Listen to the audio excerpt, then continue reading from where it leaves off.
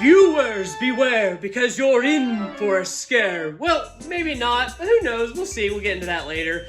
But to all my goblins and ghouls out there, welcome to yet another episode of Let's Chat. Today is a returning guest I've had a good deal in the past, Mr. Ghostnight Spookshow himself, Mr. Jonathan Brinson. Hello, everybody. That felt very theatrical. I'm proud of that intro. That was pretty good. But how's life been? It's been really busy. You know, of course, modern times are scary. Busyness is scary. Adulthood is scary. Oh, for sure. So we'll naturally segue into the topic I'm about to present here. The topic today is fear, because, of course, how I met you was through your work of the Ghostnight Spookshow, as I just mentioned there.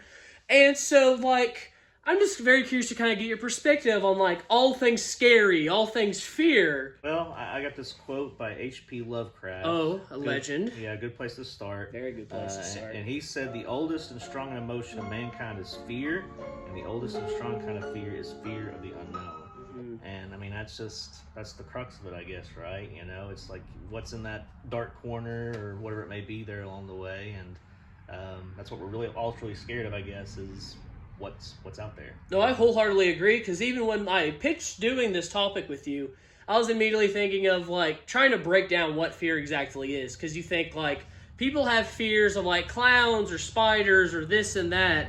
You know what it all really boils down to is, I'm so glad you picked that specific quote, not just because I love old Howard Philip Lovecraft himself, huge fan, but the fact that it all kind of does boil down to the unknown, because it's spiders, why are they scary? Because you don't know what they're going to do. You assume they're going to harm you and put harm to you in general. But do you kind of agree with Oh, yeah. Well, you mentioned clowns, and here you got this, which, I mean, once upon a time, it's just so weird to think that clowns were anything but scary. Yeah. But you got this false smile, what's really going on behind the makeup or whatever there. So, I mean, it can apply to so many things that people are scared of, or the different phobias they have. And spiders is one for me that you touched on there. So, and maybe it's a guilty by association type thing, because you think clowns. I was just thinking, what was the turning point for clowns to become scary? And you know what? It dawned on me. It was probably the whole John Wayne Gacy thing. Yeah, that would do it. Yeah, that would. But it's just kind of crazy because,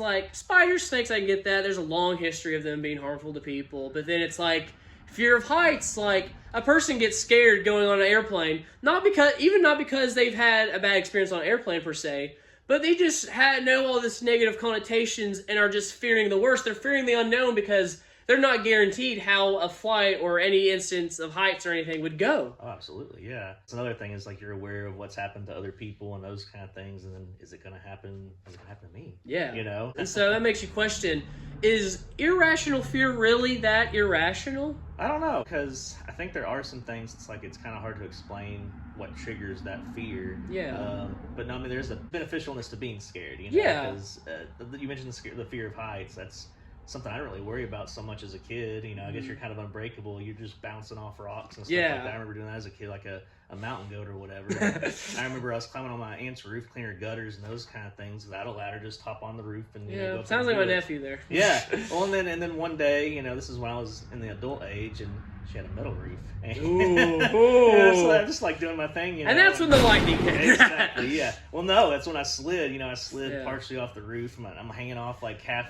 Oh my legs are coming off gosh. the edge, and I'm expecting to fall into her flower bed, which has this jagged, edge. And so yeah. I guess in that case, I was thinking about not the unknown, but what could have happened. I guess, because that's scary. Yeah, and you mentioned, as a kid, you don't think about that. No. That's truly ignorance is bliss, Right? Because I feel like you kind of contract more fears as you grow up, because you start to learn to understand that things have consequences. And you start feeling that with other things that you don't have personal experience with. Yeah. But now I want to kind of get into maybe, I don't want to say the goofy side of fear, but just you have a lot of experience, a lot of your background with, the Ghostnight Spookshow. Kind of what kind of makes that stuff Halloween decor or monsters, gore, ghouls? Why is that kind of fearsome? Yeah, I don't know. To me, it's not as scary, I guess. And I know people get a kick out of that kind of thing. Mm-hmm.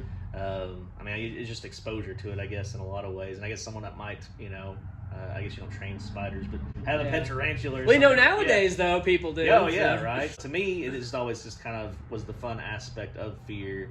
You know, I don't bungee jump or anything like that. You know, but people get a rush from the fear, and I guess that was something that was for me kind of instrumental in the spook show. Was a lot of those early childhood memories of Halloween and just the. I mean, maybe you were scared, maybe you weren't scared, but the joy that came with that, the anticipation of something, you know, possibly could happen that would be spooky and scary, you know? So I guess that's to me, it's a big draw, and one of the things that kind of informed the spook show is that whole aspect of it, I guess. And just being a kid, you know, thinking about the old scary stories to tell in the dark. I wish I had my original editions here, but just some of the illustrations and stories. Can I please, do you care if I... You go for it. This will guarantee, my wife, of course, doesn't watch the show anyway, but this will guarantee her never to watch this episode, because this is an image specifically in it that, and the thing is, some of these almost look like, this is it. This is it. This is the image. When my wife, growing up in high school, she was exposed to this image, and, you know, it is very disturbing and unsettling. And now it's not even so, she's so much as scared of the image itself, or even the story. I don't even know if she remembers what the story is, probably does. Yeah. Also, I saw The Thing. Is that the thing? That's the one, well, not the thing. Oh. Yeah. A thing? A thing? The thing. No, that's the one that always got me, is those piercing eyes, you know, and so anytime that I was, you know, growing up and scared of a boogeyman or a ghost or anything, that was the face that was coming at me. But the idea of, that's not scary. I get so frustrated by that phrase. The stories in this book, you know, I just had the exposure to them as a young kid. I want to say like second or third grade. This was like the book to check out, or the book series to check out. And I remember Pulaski Elementary, you know, going to the library, and it's like, who's going to get the book? Because everybody wanted this book, because mainly the illustrations, right? Yeah. But the stories are pretty scary, you know, they can be, and I think if you open yourself up to that, you know, that was something I was always on the lookout for, is that rush. And I don't know if I ever got that same rush, you know, from anything else of being, you know, that scared. I just remember, you know, being under the covers with the flashlight, the stereotypical thing, reading those stories, and you know, the stories are pretty bleak, and everything else. You know, there's this connection between humor and horror. A lot of scary stories just kind of have like a punchline almost, just like a joke would. The pictures are so, you know, starkly black and white. You got these nightmarish landscapes. And maybe it's like kind of an uncanny valleyness to it. Yeah. Because if it was more so on like the more like cartoony, fantastical kind of like, that's obviously like a goblin or something. But a lot of those images, what's so uncanny is that they all bear like a human resemblance. Yeah. And have you ever watched the Mandela catalogs? I have not. No. The first one, you should watch at least. There's like a whole series of it. It's like a national broadcast system. There's no talking in it whatsoever. It's like just kind of like a broadcast system, and it shows imagery, kind of covers the world of like doppelgangers and all that. It's not like that it's entirely scary per se. It's just kind of uncanny valley. Yeah. But then like, I remember one time, the last time I saw it was, that was correct grammar. Last time I saw it, though, was with a group of friends. We were at one of their apartments, and we had on the TV, lights out and everything, and then, like, it was just kind of dead silent watching it. I've seen this before, but never, like, in the dark and quiet before. And then, like, even afterwards, I wasn't fazed. Most of them that had never seen it before were like, that was stupid, you know, that's not scary. That's Your not favorite scary. phrase right there. Yeah. But literally that night, me and my friend simultaneously had nightmares. Yeah. Like, he said he couldn't sleep. I could barely sleep because there's specifically, like, one, like, character or depiction in it that's, like, of a man that's so... I'll put it on the screen here. That's very recognized. And I'm like, I just couldn't stop imagining that figure standing over me in my sleep. I know it's fake and it's real, and this is, like, you know, internet throwaway. But, like, I don't know what it is. It's weird. It's really funny that you bring up the idea of a figure standing over you as you're, you know, trying to sleep. And, again, going back to the thing there, those piercing eyes. You know, something about a silhouette, you know, and there's your fear of the unknown. What's this person going to do? What's their intentions? Yeah, you're powerless in that moment because you're in bed, you're asleep or on the verge of waking or whatever it may be there, and... what are you going to do? You know, what can you do? You know? So. Yeah. I will say, you really did succeed with your spook show, which I know you kind of go for the more fantastical, and you very much thrive in that.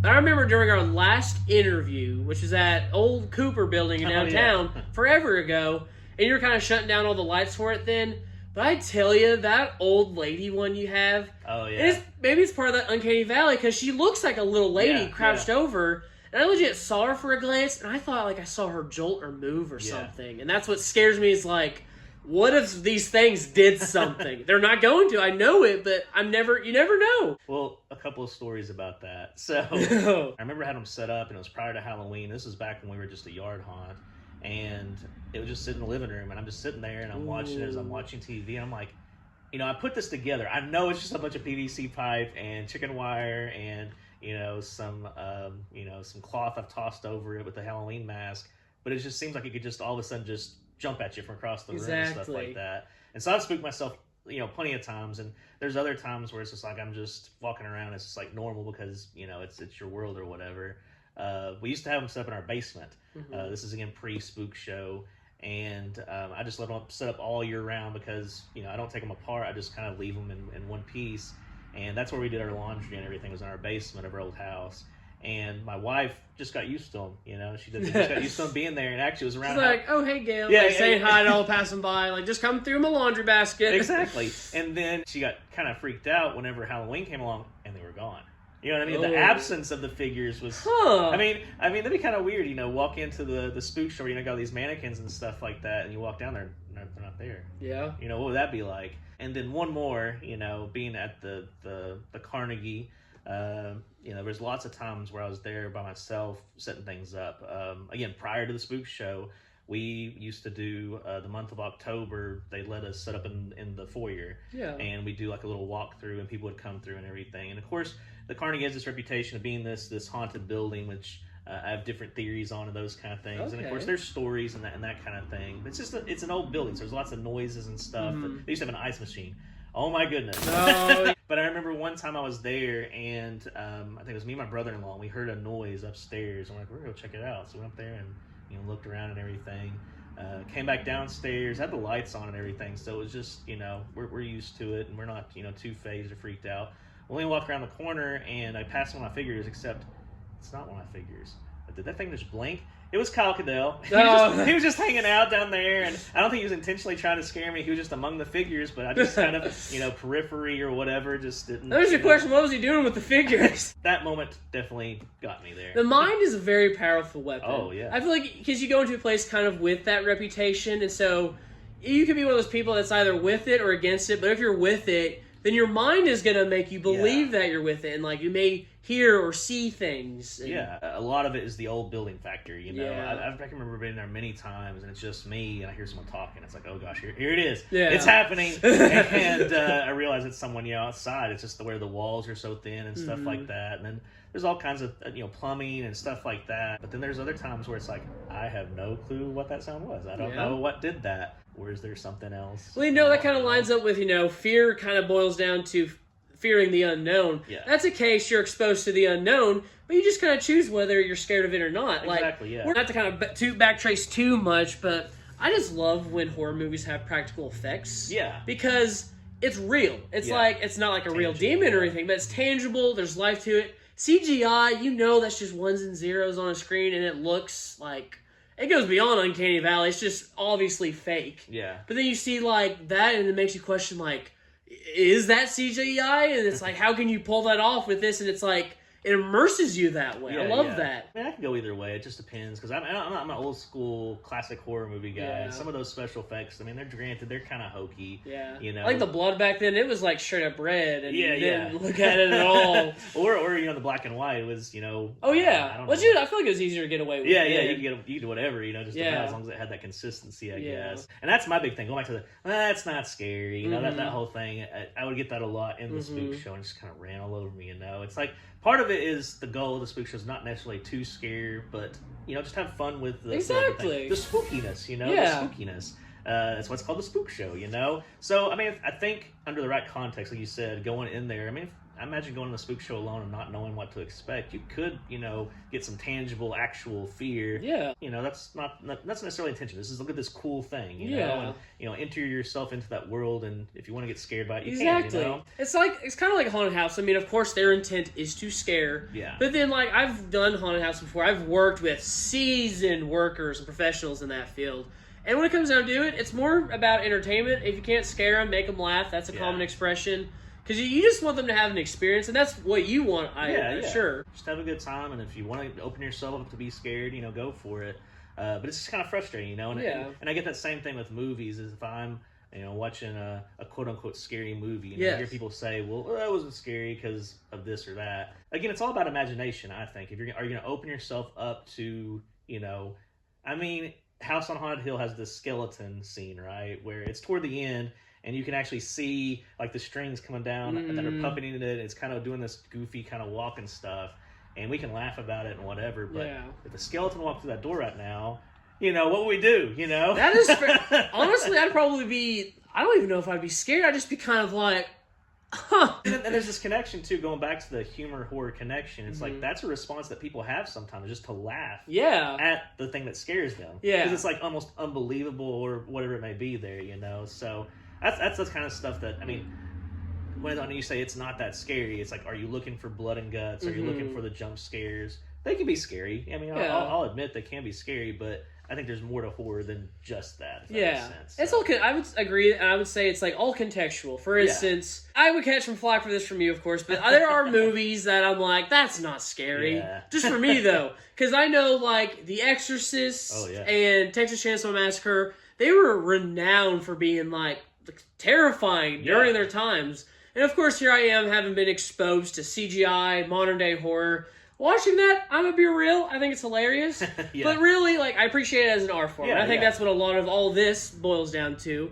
But I can get during that time because they're less so caught up in the effects, and just the concept. Because, like, I would say if my daughter was possessed and all that happened, I would be terrified. Right? Or if I was being chased by... I will say the stories behind the shooting of Texas Chainsaw Massacre are frightening. Yeah, right. But just imagining that happening in real life, that is terrifying. Yeah. You watch Texas Chainsaw Massacre, and it's interesting because that movie, Texas Chainsaw Massacre, gets this reputation being this really gory movie.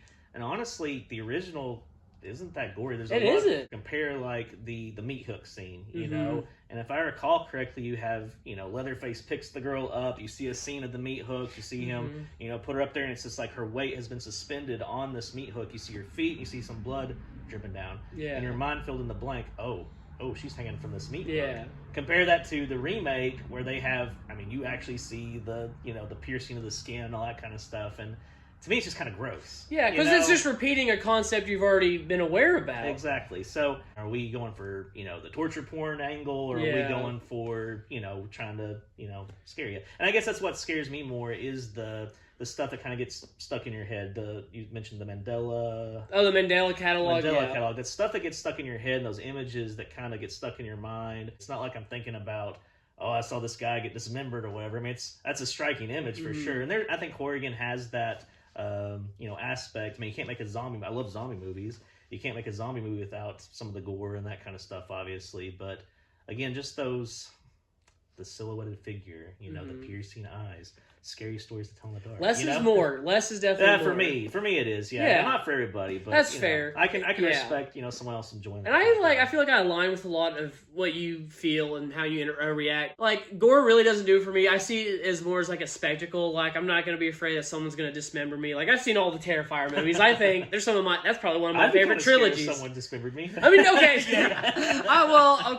It doesn't give me that fear. The concept is fearful. Yeah. But I think it's very conceptual and how much you want to be immersed in it. Like whether it's a haunted house or a movie, for instance, I'm like that annoying person in the audience of movies. Like it could be a comedy, but then if there's any sign of someone getting hurt, and if it's pulled off well, I'm always the type I kind of react like it happened to me. I was like, ooh, yeah. Ooh. Movies don't scare me, and I don't get sick by gore, but it's just. I don't know, my brain thinks for a quick second of I feel like that just happened in front of me, kind of. I don't know, there's just different things that, kind of stick with you or whatever it may be. I don't know. Trauma. Childhood trauma. Whenever you brought up the topic of fear, prior to this, I was like, well, he's going to be really disappointed because, most of my fears are those mundane fears like spiders and heights and those kind of things. But going back to childhood, everything kind of scared me, Mm-hmm. And I was thinking about on the way over here, actually, that one of the things that kind of spooked me, which, again, kind of goes back to that fear of the unknown, coupled with the scary stories and tell the dark, being exposed to that as a young age, and just other things like that. I remember this putt-putt golf course. It may have been like outside of Gatlinburg, and it's probably the same fiberglass, figures that you see just everywhere, and they were probably common to that time. But this big shark, in the water, right? And it's like oversized sharks, so they can, you can see it from the road and stuff like that. But it had this big mouth, and it was just completely dark inside that mouth. And it's like, man, what would it be like to be... Had you watched Jaws by that point? I had not watched Jaws by that point, but it's like, what's inside of the blackness of the mouth of the shark? Oh my gosh. Another shark? I remember this show, and again, not being allowed to watch, horror movies growing up and those kind of things. A lot of my exposure to horror was like looking behind Dad's recliner, is Dad paying attention to what I'm watching behind his back, And they were, I guess by this point it would have been reruns, because I think the show originally aired, I guess, in the 70s. It's called In Search Of. Have you ever heard of that one? It was hosted by Leonard Nimoy, and of course it's in this era where everything's kind of grainy just by natural. That's another thing. At that time period, the film would have been grainy and those kind of things. And there's something about that found footage-y kind of stuff that today, of course, lends it a lot of, it makes it seem kind of spooky. Scary, right? Unless it's the Blair Witch Project. That was actually awful. Like, I remember, watching that, and they would do different segments on Bigfoot and different ones like that, and that was some of my first exposure to, cryptids like the Loch Ness Monster and stuff like that. And I remember eating it up, being like, oh, man, this is it right here. Look at this. But they would do, reenactments and things like that. Wow. And the one that stuck with me was the Amityville Horror. They did one on that, and there were all these images that stuck with me as a kid from those little reenactments. There was this, this creepy doll that was in a rocking chair, and its eyes lit up red, if I remember, and the rocking chair started rocking, But there was this one scene where there was supposed to be, this room that wasn't in the blueprints. They, pulled back this bookshelf, and there was just, this red room, which that's, the connotation of blood or whatever else. And I remember just being so scared at night thinking about that room. It's like, what is in that room? The fear of the unknown. What's in that room, And I'll never forget that growing up, we'd always leave the door cracked in my bedroom, and so I could see into the hallway, and we had a nightlight out there because I would get spooked by whatever, because I was a scared little child, But one time the nightlight malfunctioned. It messed up. And so Mom's solution was, we'll just take a little Christmas bulb and put in here. It was red. And so, oh, no! And so the crack of my door being open just, repeated that scene in my mind. I was like, no, I'm not sleeping ever again, A lot of those childhood fears, kind of stick with you, and you're traumatized now. So, and I feel like that can even happen even in adulthood. You never know. Oh yeah, easily, yeah. So adulthood's scary, dude. It is, Even now, it's we're not going to get political, of course, but there's a lot of unrest and uncertainty, and I feel like that's just been going on for dawn of time. Yeah, that's true. The future is scary. You've heard that for years. Even when you were a child, I feel like you hear people say, the future is scary, but of course you want to go more on the future is bright, but it's all about the unknown. The future is always unknown. You never know what's going to happen. Heck, we could be hit by a giant meteorite tomorrow for all we know. Where's the flying cars? But now we're depressed, so... And with that, that's a very good note to end on. No, but we do have to wrap up here. Of course, fear. I want to say we could try to have a positive takeaway, but I can't think of one. Well, Fear has these positive, aspects. You kind of touched upon it earlier, the idea of I'm scared of this spider because, it could be poisonous or whatever it may be there along the way. The fear of fire and stuff like that. Think about, our ancestors, that fire was a necessity, to cook your food and to do all the things that you need to do and to survive. But if you mess around with it, it could burn your whole house down and take you out with it. So this, fear could be like a healthy respect for something. Don't mess with stuff that's beyond your control. Exactly. I guess. So the more you know, the better. Exactly. But sometimes the less you know, the better too. I want to thank you for joining on here, and this was fun. Not scary at all. You guys got nothing to worry about, and I'm glad I'm warning you now at the very end. And I want to thank you all. If you like, comment, and subscribe. I'd be scared if you didn't. That is a wrap.